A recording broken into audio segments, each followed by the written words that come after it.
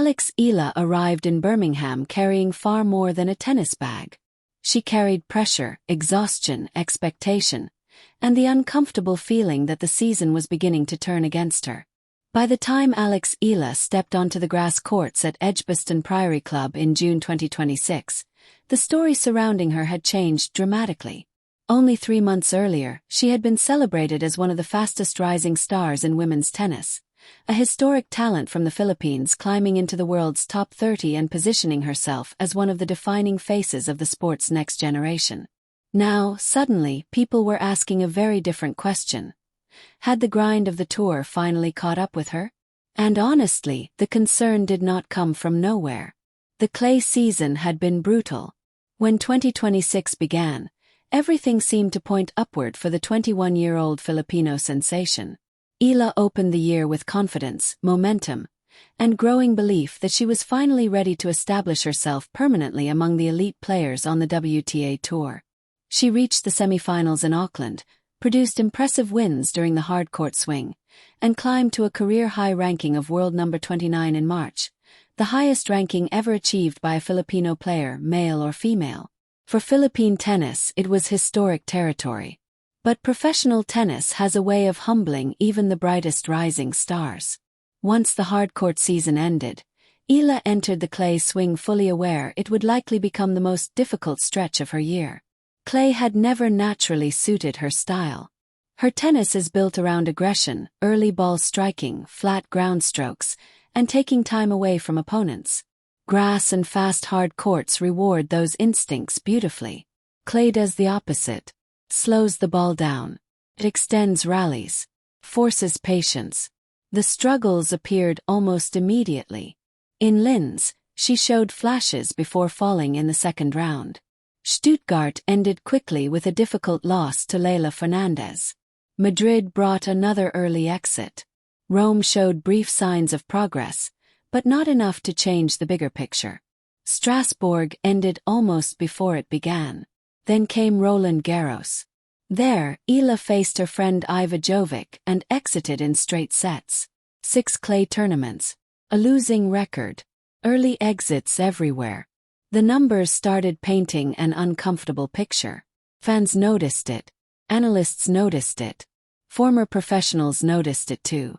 Former British number 1 Greg Rosetsky publicly pointed toward the growing physical demands of the modern women's game, arguing that Eala would need greater physical strength and more consistency on serve if she wanted to remain near the top of the rankings long term. The criticism was not cruel, but it was direct, and perhaps most importantly it was accurate. Against Jovic at the French Open, Eala struggled badly behind her first serve. The free points were missing. The confidence looked fragile. The physical wear from months of non-stop competition was beginning to show.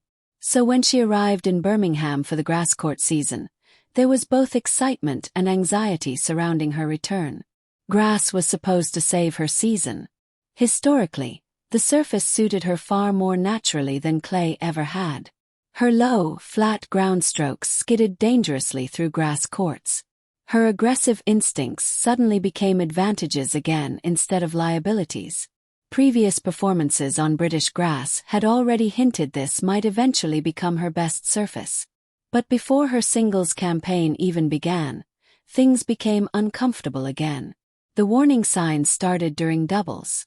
One day before her opening singles match against Priscilla Hahn, Eala partnered Czech teenager Nikola Bartunkova in doubles at the Birmingham Open. First, everything looked fine. Actually, more than fine. They stormed to an early lead against British favourites Harriet Dart and Maya Lumsden, taking control of the match and looking sharp together. Then, inexplicably, the momentum vanished. The British pair fought back. Eala and Bartunkova recovered to force a deciding tiebreak and even earned match point at 9-8. 1 point from victory. One clean shot away from avoiding all the questions that followed. Instead, they lost the next 3 points. Defeat.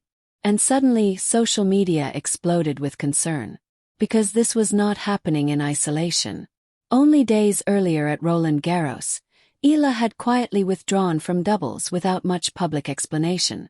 Fans were already nervous about fatigue, workload, and the physical demands created by months of non-stop travel and competition. Now, another emotionally draining loss, combined with visible exhaustion on court, caused people to start connecting dots. Was she injured? Was she simply exhausted? Had the long clay season drained more from her than anyone realized? Even worse, some fans remembered earlier reports suggesting private concerns already existed regarding her physical condition and workload management. That history made every difficult moment suddenly feel more significant. And this is what made Birmingham so fascinating. Because by the morning of her singles opener against Han, the atmosphere surrounding Alex Eala had completely changed. What should have been a routine first-round match at a WTA 125 event suddenly carried enormous emotional weight. She was the top seed. She was expected to dominate. But the questions surrounding her now felt louder than the expectations. People were no longer asking how far she could go in the tournament. They were asking whether she was even okay. Then she stepped onto the grass and answered every single doubt herself. What followed was not merely a victory. It was a demolition. Eala crushed Priscilla Han 6-0, 6-2 in just 59 minutes. Not only did she win, she completely overwhelmed her opponent from the opening point. The first set lasted only 22 minutes and barely resembled a competitive professional tennis match. Eala won every single first serve point in that opening set. Every one. Her timing looked perfect again. Her movement looked free. The confidence that disappeared during the clay season suddenly returned the moment her shoes touched grass. And that is what made the performance so significant. It was not just about the scoreline. It was about what the match represented psychologically. For weeks, people had been measuring Alex Eala by the weakest stretch of her season. The clay losses became the story. The fatigue became the story. The concerns about her serve and physicality became the story. Then, in under an hour, she reminded everyone why so many people inside tennis believe she is destined for something much bigger. Grass unlocked her again. Her aggressive baseline game became lethal. Her flat forehand stayed low through the court. She attacked early, denied Han time to settle into rallies, and dictated almost every exchange. Even when Han briefly steadied herself in the second set, Eala immediately shut the door. The match ended with authority, and perhaps more importantly, it ended with relief. Not because she won a first-round match at a WTA 125 event, but because she looked like herself again. That was the real headline. Afterward, she acknowledged the Filipino fans in attendance directly. A small but emotional moment that reflected the extraordinary connection she has built with supporters around the world. That fan support has become one of the defining parts of her rise. Whether in Melbourne, Indian Wells, Rome, or Birmingham, Filipino fans continue showing up in enormous numbers, transforming even smaller tournaments into emotionally charged environments whenever she plays. Former players have noticed it too. Greg Rosetsky described her as a major asset to women's tennis, specifically pointing toward the passionate Filipino support she brings everywhere she competes. And increasingly, people around the sport are beginning to realize that Alex Eala is becoming more than just a promising young player. She is becoming a global sports figure carrying the hopes of an entire tennis nation with her every single week. That pressure is enormous. And Birmingham revealed both sides of it. The vulnerability, the exhaustion, the fear that maybe the schedule was becoming too heavy, but also the resilience. Because professional tennis careers are not built during easy stretches. They are built in moments exactly like this, when confidence is shaky, when criticism grows louder, when physical fatigue feels real, and when the world starts wondering whether you are slipping backward. Alex Eala answered all of that on the grass in Birmingham. Not with words. With a 6-0 first set in 22 minutes. With fearless ball striking. With composure after weeks of disappointment.